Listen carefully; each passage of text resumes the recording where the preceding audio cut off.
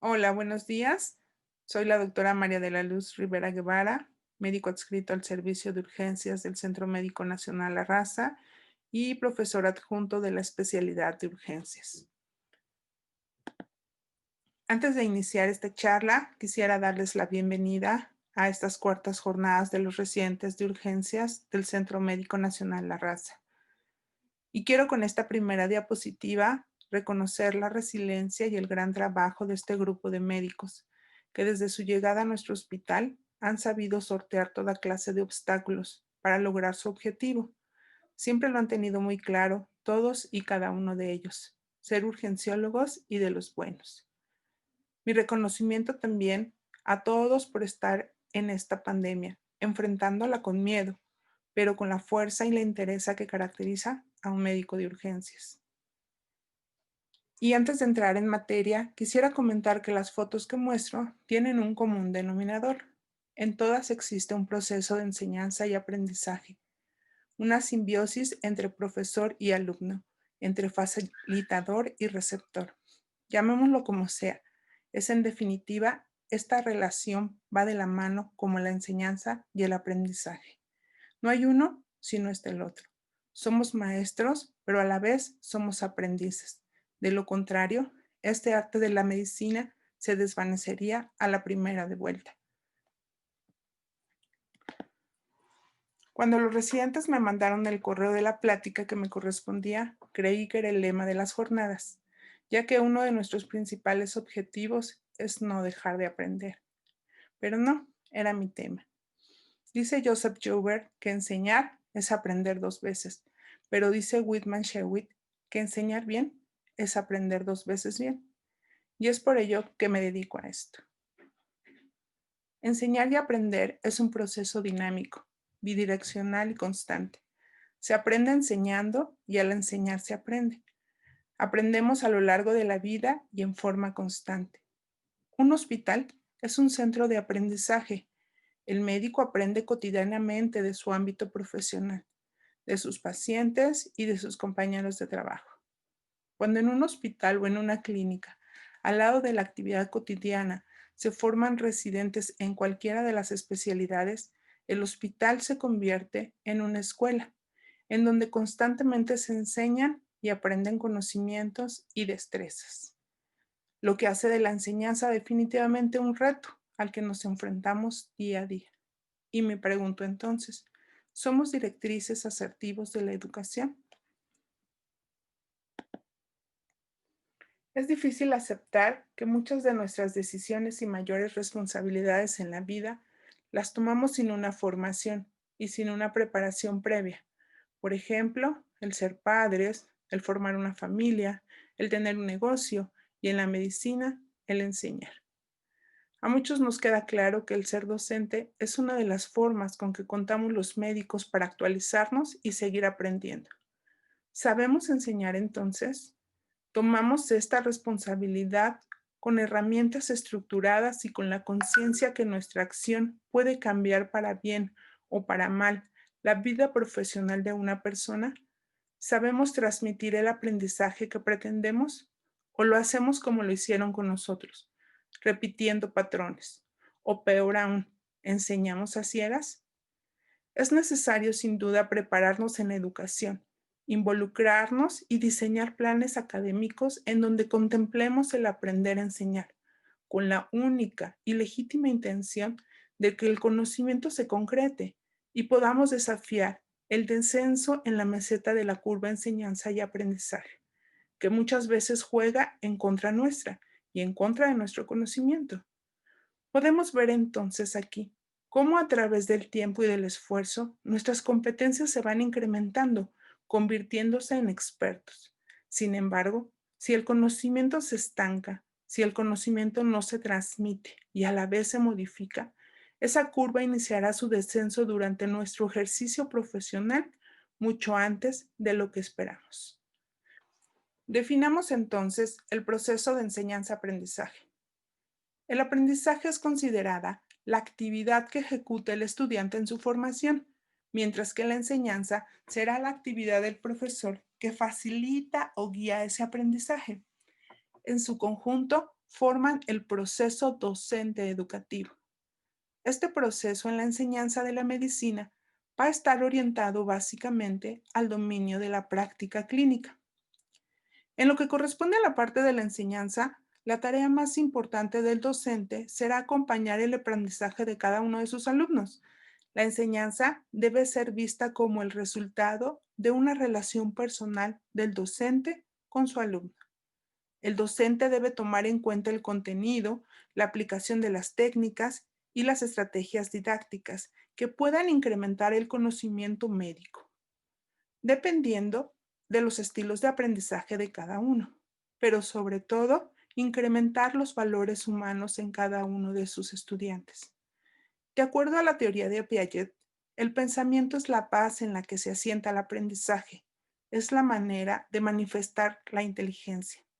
En este proceso, las ideas principales que se plantean serán: el encargado del aprendizaje es el alumno, siendo el profesor solo un orientador o un facilitador. Y en la medida que todos comprendamos este concepto, el conocimiento empezará a fluir. El aprendizaje de cualquier asunto o tema va a requerir continuidad o secuencia lógica, así como psicológica. Las diferencias individuales entre todos los estudiantes siempre deberán ser respetadas. Como docentes, es necesario comprender que el aprendizaje es personal, centrado en objetivos y que necesita una continua y constante retroalimentación.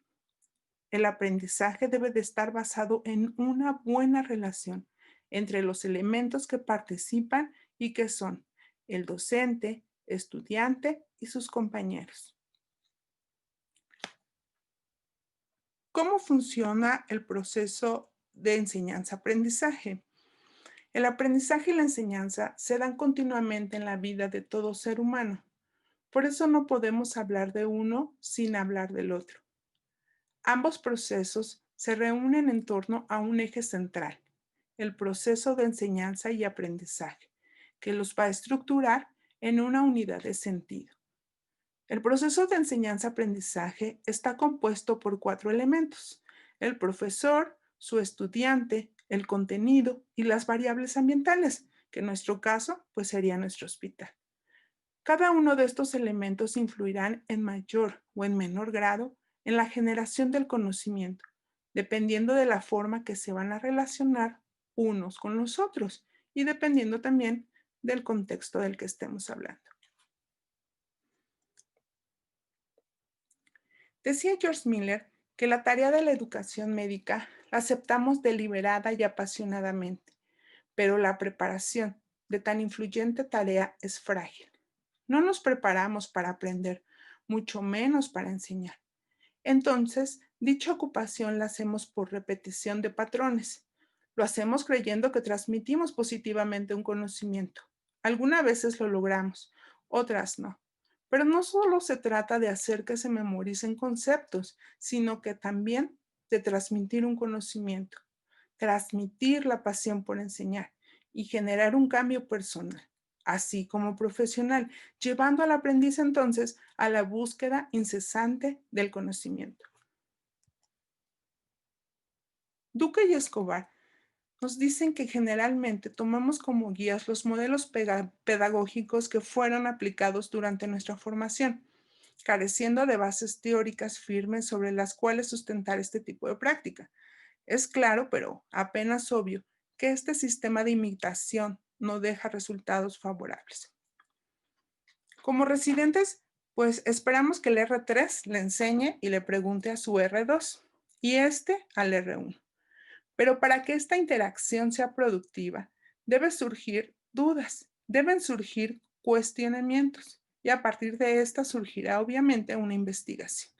De esta un resultado y del resultado un conocimiento para su retransmisión.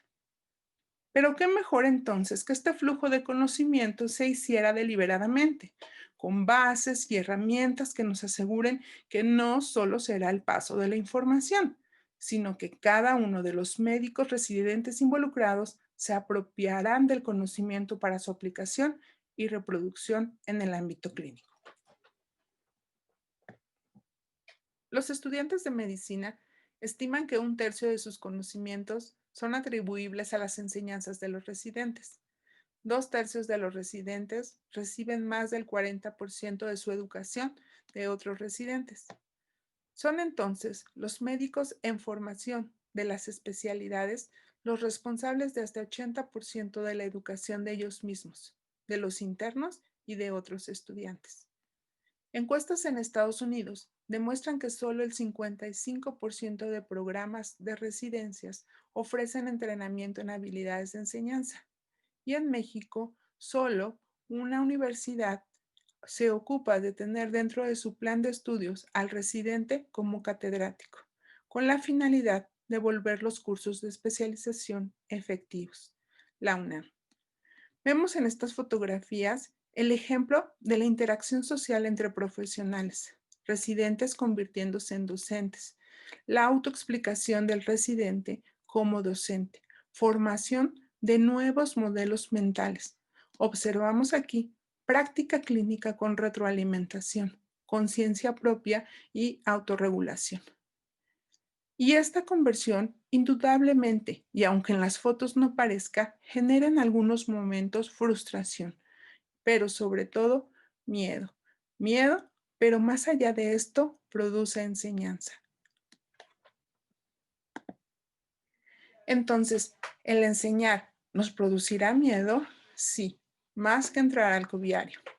Como toda tarea nueva, produce miedo a lo desconocido, nos saca de nuestra zona de confort, nos convierte en alumnos en automático, nos lleva a investigar, a indagar cuáles son los estilos de aprendizaje de nuestros alumnos y a preguntarnos todos los días, ¿cómo podemos lograr que todos se desarrollen académicamente y con la misma perspectiva de éxito laboral, profesional, pero sobre todo personal? Y aunque nos produzca miedo, nos queda claro que siempre que se trata de promover algo bueno o de eliminar algún mal, todo el mundo recurrirá a la educación. Y nos damos cuenta que la pandemia, pues no es la excepción. Debemos entonces buscar diversas herramientas y técnicas de aprendizaje que podamos instalar de forma fácil y eficaz en nuestras aulas, en nuestros servicios, en el área de urgencias. Desde que somos residentes, realizar prácticas de enseñanzas diversas y divertidas, no solo enfocarnos a clases monótonas de exposición.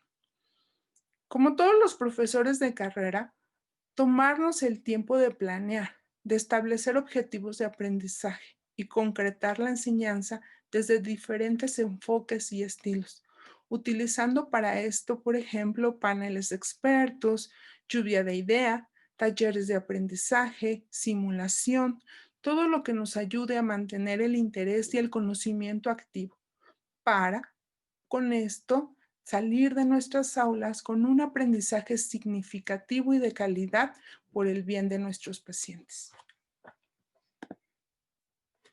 Y entonces, ¿cómo enseñar en una especialidad tan compleja, en donde el tiempo es lo más importante? No existen fórmulas precisas y dogmáticas de cómo debe enseñarse o de cómo debe de aprenderse. Los procesos mentales de la atención, la memoria, la comprensión y la resolución de problemas son tan complejos como lo somos los seres humanos e intervienen en ellas los sentidos y muchas interacciones neuronales. Pero primero yo les recomendaría que enseñemos formando vínculos y luego buscando herramientas. Debemos darnos espacio para aprender jugando. Sí, aún siendo adultos, ¿por qué no? Buscar interacciones sociales que nos abran la mente al nuevo grupo de personas con las que estamos laborando y aprendiendo. Eso generará mayor receptividad a la enseñanza, ya sea en nuestro papel como docente o en nuestro papel como alumna. ¿Y después qué hago? Como docente, debo de estar consciente que existen tres fases del desarrollo de aprendizaje. La fase cognitiva, en donde debemos hacer que nuestros estudiantes generen preguntas. ¿Qué? ¿Por qué? ¿Para qué? ¿Y cómo? En automático, estaremos generando nuestros objetivos de aprendizaje, pero sobre todo justificando nuestra labor como docente. La fase de desarrollo, en donde se buscarán las respuestas a los problemas planteados. Realizaremos hipótesis y la cual nos ayudará a buscar todavía más información, pero sobre todo obtener mayor conocimiento. Y la fase de automatización, en donde hacemos práctico el conocimiento. Pero lo más importante es que lo automatizamos y reproducimos en alguien más. El estudiante necesita primero entender el porqué del aprendizaje. En esta fase debemos crear nuestros objetivos y lograr un análisis del tema en su totalidad. Por ejemplo, trombolisis en el infarto. En cuanto a los procedimientos de este, debemos asegurarnos que nuestro alumno esté consciente de indicaciones y contraindicaciones, así como de los beneficios en la implementación de su diagnóstico y tratamiento, a la par del pronóstico ligado a la calidad y rapidez de la atención del infarto para la trombolisis. ¿Qué hacer como docente en la fase cognitiva? ¿A quién de nosotros no nos ha estremecido la pregunta ¿pasamos visita? Los adultos preferimos el aprendizaje de manera activa. Es importante que enseñemos entonces a través de preguntas. ¿Has leído el tema? ¿Has hecho este procedimiento antes? ¿Qué recuerdas acerca de este caso? El preguntar a un aprendiz sobre un tema clínico de un paciente a su cargo tiene un gran valor educativo, con frecuencia de mayor valor que una explicación dogmática sobre el caso, ya que el aprendiz tendrá que hacer uso de sus conocimientos almacenados en la memoria de largo plazo, traerlos a la memoria declarativa, asociar ideas, darle un sentido relacionado al caso y organizarlas para elaborar una respuesta, fortaleciendo así el proceso de aprendizaje. En pocas palabras, reviviremos el conocimiento. Dada la gran importancia en el aprendizaje clínico que tiene este mecanismo de preguntas, se ha estudiado cuál es el tipo de pregunta clínica que mejor se puede usar para conseguir el efecto de recolección mental, asociación y respuesta.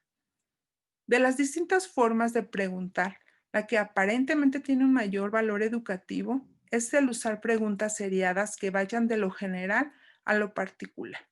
Por ejemplo, ¿qué temperatura tiene tu paciente? ¿Por qué tiene fiebre? ¿Qué medicamentos le has dado? ¿Cuáles podrían ser las causas? ¿Cuál es tu impresión diagnóstica? Posterior a esto, debemos dirigirnos a él hacia cómo va a utilizar ese conocimiento logrado y en qué momento. Y por último, debemos preguntar a nuestro alumno si existen dudas sobre este tema. La fase de desarrollo es poner en práctica lo aprendido. Debemos hacer que el educando demuestre su aprendizaje explicando paso a paso y sin dejar de retroalimentarlo, así como evaluar las competencias desarrolladas durante la práctica clínica. La fase de desarrollo es poner en práctica lo aprendido. Debemos hacer que el educando demuestre su aprendizaje explicando paso a paso y sin dejar de retroalimentarlo, así como evaluar las competencias desarrolladas durante la práctica clínica. Si no realizamos evaluación continua, no va a existir mejora del conocimiento. Esto podemos hacerlo mediante diversos métodos de evaluación. Utilicemos listas de cotejo en relación a nuestros recursos y condiciones hospitalarias. También podemos realizar rúbricas que nos ayuden a la evaluación desde dos diferentes enfoques, la auto y coevaluación.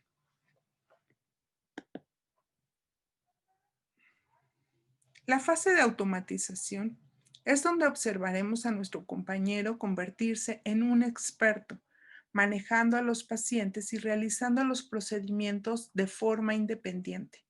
Debemos enfocarnos solo en determinar puntos de oportunidad y enseñar aspectos finos sobre el tema. Pero lo más importante de esta fase es la reproducción, convirtiéndose de alumno a facilitador, de guía y docente de otros, aprendiendo entonces en estos momentos dos veces. Existen múltiples modelos de enseñanza en la medicina. El modelo de las microhabilidades de Neher es específico para la enseñanza clínica en situaciones de tiempo limitado, como lo es el nuestro, en los servicios de urgencias. Se va a basar en determinar como médicos, estudiantes y profesores que todos los encuentros educativos deben de ser aprovechados y deben ofrecer oportunidades de aprendizaje. Por ejemplo, al recibir un paciente en choque, interrogar la causa de ingreso, solicitar signos vitales, explorar, integrar diagnósticos sindromáticos y nosológicos, establecer métodos auxiliares de diagnóstico para cada caso, al decir el manejo y poner indicaciones, al darle seguimiento en un área de observación e incluso en el momento de decidir el destino final de nuestro paciente, vamos a estar generando conocimiento. Estamos aprendiendo a decidir por el bien de nuestro conocimiento, pero sobre todo por el bien de nuestro paciente.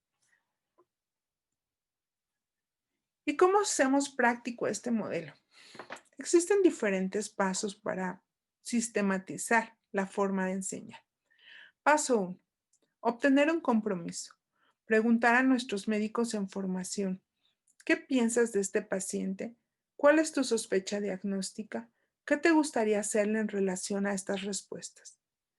Incluso muchos de los médicos nos responderán, yo pienso que, yo creo que, sin bases científicas y evidencia sustancial, pero esto siempre será preferible a un nada, ya que con ello iniciará el proceso de investigación, pero sobre todo de metacognición. Paso 2. Buscar y explorar evidencia de soporte.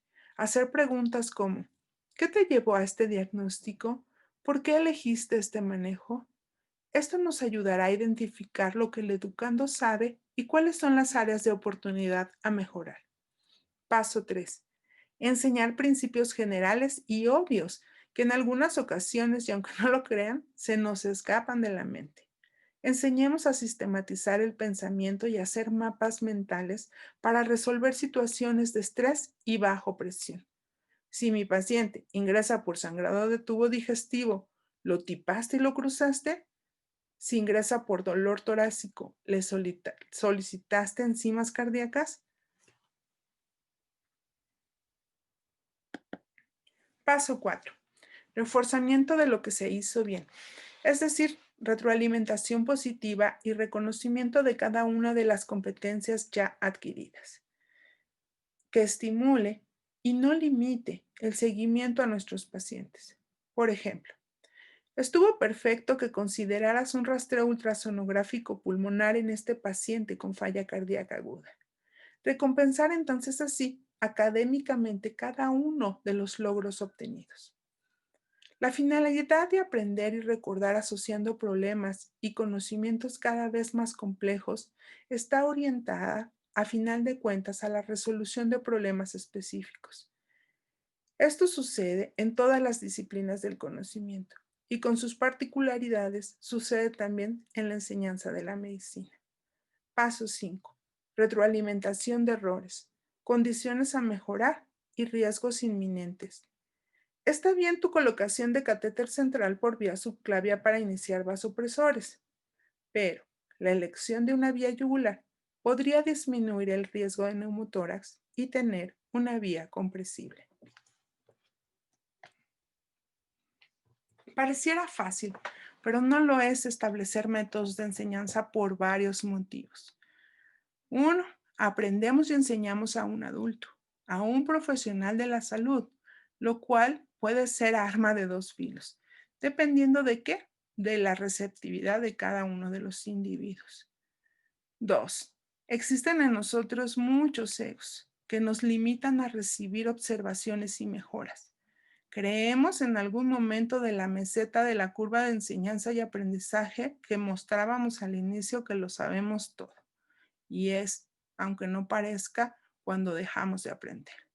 Entonces, ¿es difícil enseñarle a un adulto? Sí lo es, pero no imposible. En conclusión, ¿cómo logro aprender 2 veces entonces? Establezcamos vínculos académicos con nuestros alumnos. Realicemos un programa académico de acuerdo a nuestras necesidades e incluyamos en estas herramientas para aprender a enseñar. Utilicemos modelos de enseñanza clínica acorde a la dinámica de nuestra especialidad. No nos frustremos en el camino de la enseñanza, porque aunque parezca difícil, siempre existirá un cambio en la visión, pero sobre todo en la acción de nuestros estudiantes y residentes. No solo querramos lograr metas cognitivas, sino también forjémonos metas humanas y personales para ellos. Enseñemos con el ejemplo, porque al enseñar seguiremos aprendiendo. Debemos promover la enseñanza de forma consciente en nosotros los médicos, para con esto romper con la manera clásica de repetición y del ensayo-error.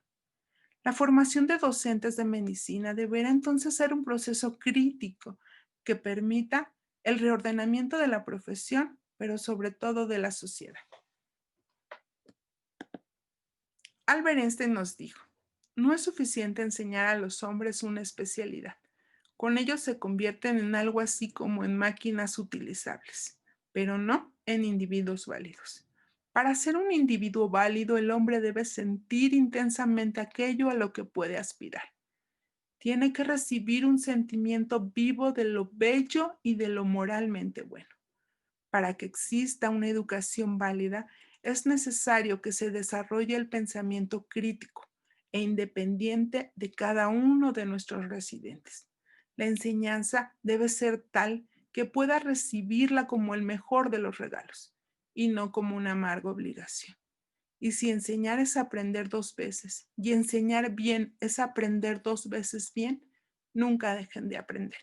Gracias.